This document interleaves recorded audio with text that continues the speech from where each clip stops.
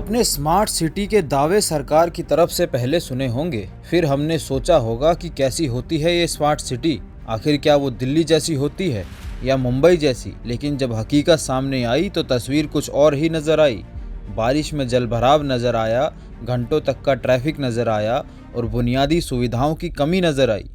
अब इन सब में स्मार्ट सिटी के दावों पर बड़े सवाल खड़े कर दिए हैं। उत्तर प्रदेश सरकार की तरफ से कहा जा रहा है कि अब शहरों को AI सिटी बनाया जाएगा। CMS एक बेहतरीन संस्थान के रूप में काम कर रहा है और लखनऊ का तो ये अपने आप में सबसे बड़ा शिक्षा का केंद्र बिंदु है। अब वो एक डिजिटल यूनिवर्सिटी भी बनाने जा रहे हैं। अच्छा है, बहुत सुंदर है, क्योंकि लखनऊ अब AI सिटी बनने जा रही है, तो स्वाभाविक रूप से इस प्रकार के ऑर्गेनाइजेशन जब कार्य करेंगे और अच्छी सुविधा होगी।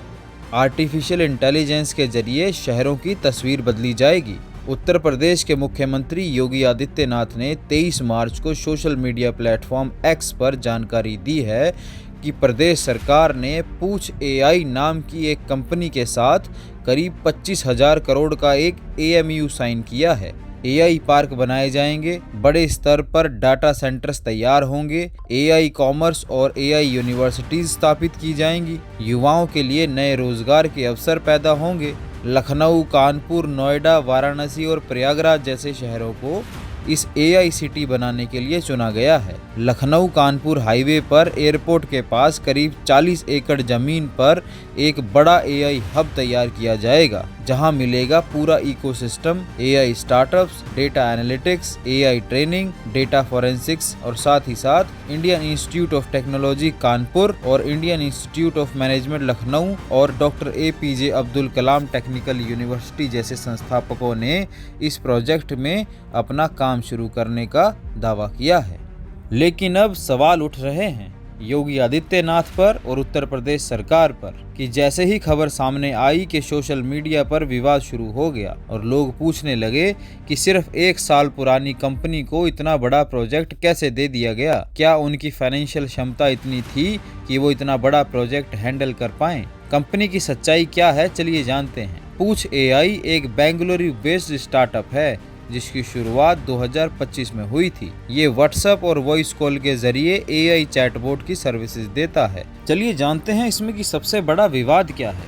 रिपोर्ट्स के मुताबिक कंपनी की सालाना कमाई करीब 42 लाख रुपए है, जबकि डील की वैल्यू 25,000 करोड़ रुपए बताई जा रही है।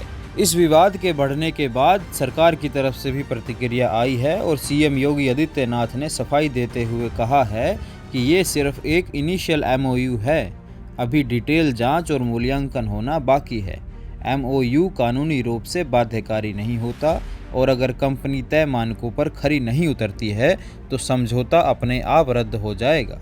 यानी साफ है कि सरकार इसे एक शुरुआती कदम बता रही है, लेकिन सवाल ये भी है, क्या इतनी बड़ी डील करने से पहले कंपनी की गहराई से जांच नहीं होनी चाहिए थी? अब देखना ये होगा कि क्या ये AI सिटी का सपना वास्तव में हकीकत बन पाता है या फिर ये भी एक स्मार्ट सिटी की तरह एक सपना ही रह जाएगा। आपकी क्या राय है, कमेंट बॉक्स में ज़रूर बताइए। क्या ऐसी डील करना सही दिशा में बढ़ाया गया कदम है या फिर जल्दबाजी में लिया गया कोई फैसला? हमें कमेंट सेक्शन में अपनी राय जरूर बताएं। मैं अमृतपाल सिंह और आप देख रहे हैं सत्य भारत टाइम्स। जय हिंद, जय भारत।